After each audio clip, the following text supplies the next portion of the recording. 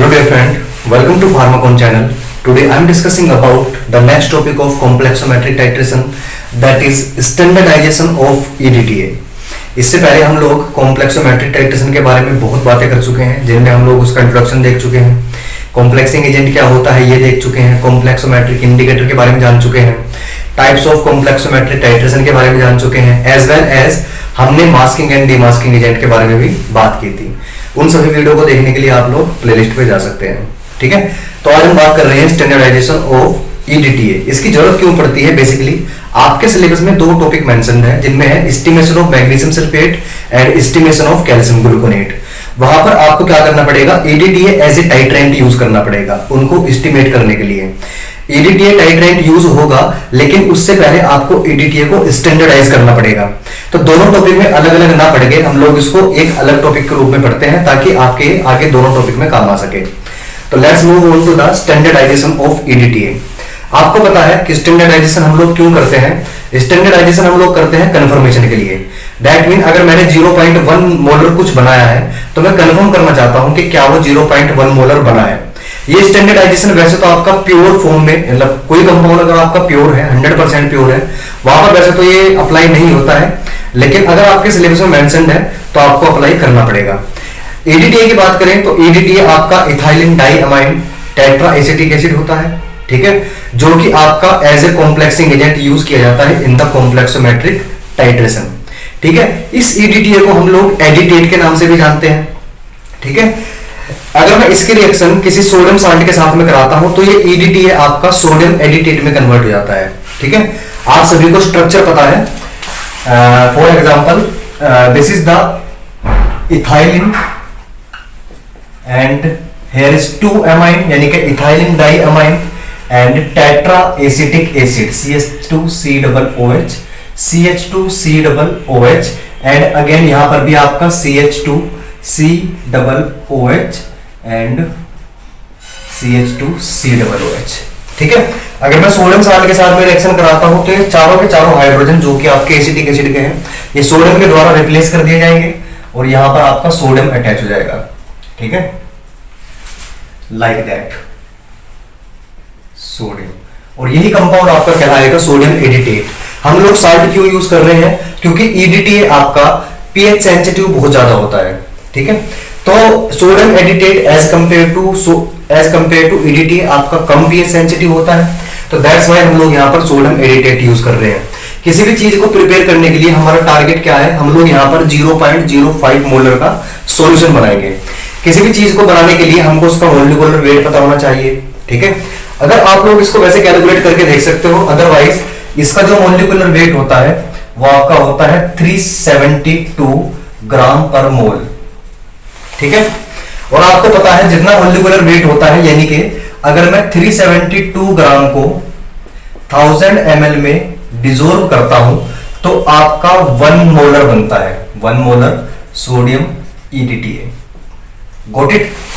ठीक है, अब मेरे को बनाना है 0.1 मोलर सोडियम ईडीटीए। जैसे यहां पे आपकी एक पहले दशमलव लग गई, यानी कि डेसिमल पे आ गया, ऐसे ही आप लोग एक अंक बाद लगा दीजिए, यानी कि 37.2 ग्राम को मैं अगर 1000 ml में घोलता हूं तो आपका 0.1 मोलर सोडियम एडिटेट बनता है। इसके बाद अगर बात करता हूं, हमारा टारगेट है 0.05 मोलर बनाना, 0.05 मोलर सोडियम ईडीटीए बनाना। इसके लिए मैं क्या करूंगा? आपको पता है कि 0.05 0.1 का आधा होता है, तो मेरे को उसको 2 से डिवाइड करना पड़ेगा, यानी कि इसका आधा वेट मेरे को चाहिए। तो अगर मैं 2 से डिवाइड करता हूं तो आपकी ये वैल्यू आ जाएगी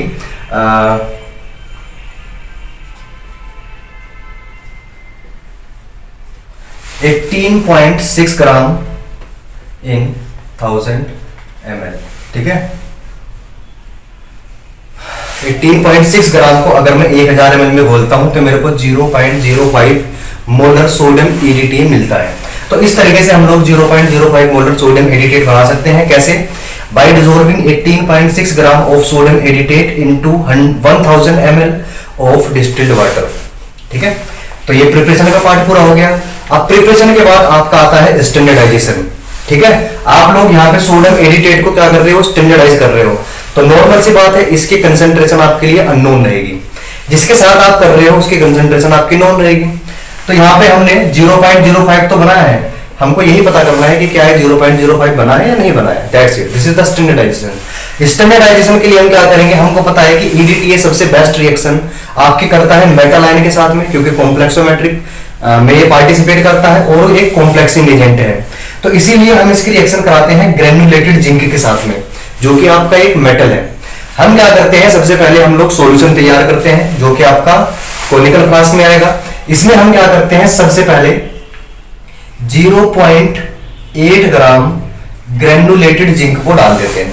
ठीक है, यहां पे लिखा है 0.8 ग्राम ग्रेन्युलेटेड जिंक हमने डाल दिया। इसके साथ साथ हम यहां पे क्या डालते हैं, 12 ml HCl डाल देते हैं, हाइड्रोक्लोरिक एसिड डाल देते हैं। ठीक है, दोनों डिसॉल्व हो जाएंगे। इसके बाद हम क्या करते हैं, यहां पर लगभग 3 to 5 ml हम लोग यहां पर ब्रोमीन वाटर का यूज करते हैं, ब्रोमीन वाटर का यूज करते हैं। ठीक है, तो हमने क्या किया, ब्रोमीन वाटर का यूज किया। अब आपको यहां से ब्रोमीन को रिमूव करना पड़ेगा, otherwise it can replace the EDTA. ठीक है, तो आप क्या करोगे, इस सॉल्यूशन को, इन तीनों को आपने डिसॉल्व किया है, इसको आप कोनिकल फ्लास्क को हीट करोगे, ताकि आपका जो एक्सेस ब्रोमीन है, heat to remove excess bromine, ये आपका रिमूव हो जाएगा। तो हमने सबसे पहले क्या किया, 0.8 ग्राम ग्रेन्युलेटेड जिंक लिया, 12 ml HCl लिया और 3 to 5 ड्रॉप्स या 3 to 5 ml of bromine water लिया। एक्सेस ब्रोमीन को रिमूव करने के लिए हमने सॉल्यूशन को हीट किया। हीट करने के बाद हम क्या करते हैं, इसी के अंदर, ठीक है, इसके अंदर हम क्या कर लेते हैं, अपना 200 ml तक इसकी वॉल्यूम मेंटेन कर लेते हैं with distilled water after cooling. आपने गर्म किया, गर्म करने के बाद ब्रोमीन निकल जाएगी आपकी, आप इसको कूल करिए और कूल करने के बाद इसमें 200 ml तक वॉल्यूम मेंटेन कर लीजिए बाय यूजिंग डिस्टिल्ड वाटर। ये आपने कर लिया। अब आपको क्या करना है, एक दूसरा कोनिकल फ्लास्क लेना है। ठीक है, उस कोनिकल फ्लास्क में आपको क्या करना है, इस 200 ml में से आपको 20 ml लेना है। ठीक है, और इस दूसरे कोनिकल फ्लास्क में ट्रांसफर कर देना है। समझ रहे हो, ये टोटल आपका 200 ml बन गया था यहां तक आपका। ठीक है, इस 200 ml में से आपको 20 ml लेना है और दूसरे कोनिकल फ्लास्क में ट्रांसफर कर देना है। अब इस दूसरे कोनिकल फ्लास्क में आपको क्या करना है, यहां पे आप लोग अमोनिया बफर डालोगे। ठीक है, NH3 बफर डालोगे यहां पे। ठीक है, क्योंकि क्या होता है, आपका ये ग्रेन्युलेटेड जिंक, ठीक है, जिंक आपका प्रेसिपिटेट हो सकता है किसी के भी साथ में रिएक्शन करके आपका। ठीक है, तो आप ये आपका प्रेसिपिटेट ना हो पाए, इसीलिए हम क्या करते हैं, अमोनिया सॉल्यूशन डालते हैं। अमोनिया सॉल्यूशन क्या करती है, इसके प्रेसिपिटेशन को प्रिवेंट करती है। तो add ammonia buffer to remove the chances of precipitation. ठीक है, इसके अलावा हम क्या करते हैं, 5 ml एक्स्ट्रा अमोनिया बफर और डाल देते हैं। ठीक है, ये क्यों डाल रहे हैं हम लोग, इसका मीडियम मेंटेन करने के लिए, इसका पीएच थोड़ी बेसिक करने के लिए। समझ रहे हो, तो हमने 5 ml एक्स्ट्रा डाल दिया। इसी के अंदर बात हो रही है दूसरे कोनिकल फ्लास्क के। आपने 20 ml यहां से लिया था, अमोनिया बफर डाला, प्रेसिपिटेट को रिमूव आउट करने के लिए 5 ml आपने एक्स्ट्रा डाल दिया, क्योंकि आपके क्या होंगे, यहां तक आपके कुछ प्रेसिपिटेट बन जाएंगे। जैसे आप इसको हीट करोगे, उन प्रेसिपिटेट को बाहर निकालने के लिए आप क्या करते हो, अमोनिया डाल देते हो। प्रेसिपिटेट आपके फिल्टर होकर बाहर निकल जाएंगे, आप 5 ml अमोनिया बफर और डाल देते हो। ठीक है, ये आपकी आगे मदद करेगा, अगर आगे प्रेसिपिटेट बनेंगे तो वहां पर भी मदद करेगा, अदरवाइज ये आपका मीडियम मेंटेन करेगा। अब क्या करना है आपको, इस कोनिकल फ्लास्क को इसकी जगह पे रख दीजिए। ठीक है, ये तो आपने इधर कर लिया, इस कोनिकल फ्लास्क को यहां पे रख दीजिए। ठीक है, अब इस कोनिकल फ्लास्क में आपका क्या क्या है, अगर मैं आपको बताना चाहूं यहां पे, तो आपने यहां पे 20 ml तो 200 ml में से लिया था, और आपने यहां पे अमोनिया बफर डाल दिया, अमोनिया बफर डाल दिया। ठीक है, अमोनिया बफर आपका 5 ml है, जो कि एक्स्ट्रा आपने डाला था। इसके अलावा आप इसमें डाल दीजिए इंडिकेटर। इंडिकेटर आपका यहां पे हो सकता है इडियोक्रोम ब्लैक टी, यहां पे लिखा है add 50 mg eriochrome black T indicator, जिसको हम लोग सोलोक्रोम ब्लैक टी या फिर मोर्डेंट ब्लैक सेकंड भी बोलते हैं। उस इंडिकेटर का 50 mg डाल दीजिए। अभी आपका इंडिकेटर एक मिक्सचर की फॉर्म में होता है, जिसमें आपके 0.2 पार्ट होते हैं इडियोक्रोम ब्लैक टी के, 0.2 पार्ट आपके होते हैं इडियोक्रोम ब्लैक टी के, और 100 पार्ट आपके होते हैं NaCl के। ठीक है, 100 पार्ट आपके होते हैं NaCl के। इस मिक्सचर का 50 mg आप लोग यहां पर डाल दीजिए। कितना, 50 mg। कोनिकल फ्लास्क आपका रेडी है, और ऊपर आपका रहेगा EDTA, जो कि आपने बनाया है 0.05 मोलर EDTA। एडीटीए या फिर सोडियम एडिटेट। ठीक है, इन दोनों के बीच में टाइट्रेशन करिए। टाइट्रेशन तब तक करिए जब तक आपका ये सॉल्यूशन ग्रीन कलर में कन्वर्ट ना हो जाए। आपका ये ग्रीन कलर में कन्वर्ट ना हो जाए तब तक आपको टाइट्रेशन करना है। ठीक है, this is the end point of this reaction. Green colour आने तक आपको उसको टाइट्रेट करना है। अब ये टाइट्रेशन आप लोग जब तक आपकी दो रीडिंग सेम ना आ जाए तब तक कर लीजिए, या फिर मैक्सिमम आप लोग मिनिमम आप लोग 3 रीडिंग तो लीजिए और बाद में उसका एवरेज निकाल लीजिए। ठीक है, तो यहां से आपको क्या पता लग जाएगा, volume of sodium edetate used, sodium edetate used कि कितनी वॉल्यूम आपके ग्रीन कलर लाने में यूज हुई है। या सिंपल सी बात करें, ये आपके क्या है, ब्यूरेट रीडिंग है। ठीक है, ये आपकी क्या है, ब्यूरेट रीडिंग है। या तो आपने एवरेज करके निकाली हो या आपकी सेम आ गई हो। यहां तक क्लियर है, आपने टाइट्रेशन कर लिया। ठीक है, अब हम क्या करते हैं, कैलकुलेशन पार्ट पे आते हैं। आपने जो ब्यूरेट रीडिंग ली है ये आपकी बहुत हेल्प करेगी। आप अगर देखते हो तो आपको यहाँ पे इक्विवेलेंट फैक्टर की भी जरूरत पड़ सकती है। इक्विवेलेंट फैक्टर के लिए हम क्या करेंगे, आपको पता है जो आपका जिंक होता है, आपका ग्रेनुलेटेड जिंक होता है, इसका मोलिकुलर वेट होता है 65.4 ग्राम पर मोल। ठीक है, 65.4 ग्राम पर मोल। अब यहां पे आपको पता है कि 65.4 ग्राम, जैसे कि हमने यहां पे किया था, 65.4 ग्राम को अगर मैं 1000 ml में घोलता हूं तो आपका 1 मोलर जिंक सॉल्यूशन बनता है। गॉट इट, बिल्कुल सेम है आपका। अगर मैं 6.54 ग्राम को 1000 ml में घोलता हूं तो आपका 0.1 मोलर बनता है जिंक। ठीक है, अब मेरे को बनाना कितना है, क्योंकि स्टोइकियोमेट्रिक रिएक्शन है तो आपका सेम होना चाहिए 0.05। आपको इक्विवेलेंट फैक्टर निकालना पड़ेगा।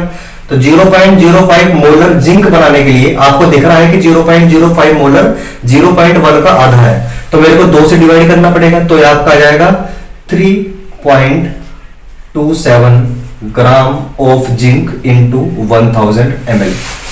ठीक है, यहां तक आपका क्लियर हो गया कि आपका 0.05 मोलर जिंक में 3.27 ग्राम है। अब आपको पता है कि 0.05 मोलर सोडियम एडिटेट आपका इक्विवेलेंट है 0.05 मोलर जिंक के। ठीक है, अब इस 0.05 आपका ये है 1000 ml में और ये भी आपका है 1000 ml में। ठीक है, अब इसके 1 ml में 1 ml ऑफ 0.05 मोलर EDTA या सोडियम EDTA आपका इक्विवेलेंट होगा किसके, 1 ml ऑफ 0.05 जिंक के बराबर होगा। अब इस 1 ml में वेट कितना है इसका, 1000 ml में तो 3.27 ग्राम है। आपको दिख रहा है यहाँ पे कि 0.05 बनाने के लिए 1000 ml में 3.27 ग्राम घोला गया है। अब 1 ml के लिए निकालना है तो सिंपल क्या है आपका, आप इस 3.27 ग्राम को डिवाइड कर दीजिए 1000 से। ठीक है, ऑफ ग्राम, ठीक है, ग्राम ऑफ 0.05 मोलर जिंक, तो आपका ये आ जाएगा 0.00327 ग्राम। ठीक है, अब यही क्या है आपका इक्विवेलेंट फैक्टर है। इक्विवेलेंट फैक्टर का मतलब क्या होता है कि ईच ml ऑफ EDTA कितने ग्राम जिंक को, यानी कि यहां से जो आपने 0.8 ग्राम लिया है, ठीक है, ये तो रिएक्शन आपके पूरे जितना आपका ब्यूरेट में होगा, जो आपकी ब्यूरेट रीडिंग आएगी उतना करेगा रिएक्शन इसके साथ में। यानी कि ब्यूरेट रीडिंग में जितना मान लेते हैं आपका 20 ml यूज हुआ, 30 ml यूज हुआ, तो वो 30 ml किसको कर रहा है, 0.8 ग्राम को कर रहा है। लेकिन 1 ml कितने ग्राम को कर रहा है वो आपको पता लगेगा यहां से, दैट इज द 0.00327 ग्राम को आपका 1 ml क्या कर रहा है, कॉम्प्लेक्स में कन्वर्ट करा रहा है। तो आपको इक्विवेलेंट फैक्टर मिल गया यहां से। ठीक है, अब ये इक्विवेलेंट फैक्टर आपके यहां पे काम आएगा। ठीक है, आप यहां से इस इक्विवेलेंट फैक्टर से परसेंटेज तोड़ के निकाल सकते हो। ठीक है, अगर आप इसकी मोलैरिटी पता करना चाहते हो तो आपका M1V1 is equal to M2V2 का फॉर्मूला लगा दीजिए। अदरवाइज आपका एक फॉर्मूला होता है molecular factor is equal to the W into 20/200। 20/200 का मतलब क्या है, आपने 200 ml बनाया था स्टार्टिंग में, आपने कहां पे, आपने यहां पे कितना बनाया था, 200 ml, और इस 200 ml में से लिया कितना था आपने, 20 ml। यानी कि इस 200 ml में 0.8 ग्राम था, इस 20 ml में 0.8 ग्राम नहीं है, समझ लो। ये आपका इस 200 ml में था और यहां से भी आपने 20 ml लिया है, फिर आगे चल के उसको 150 ml कर दिया है, तो ये आपको लिखना पड़ेगा, ठीक है, क्योंकि वेट आपका क्या है इस 20 ml में कम होगा as compare to this 200 ml।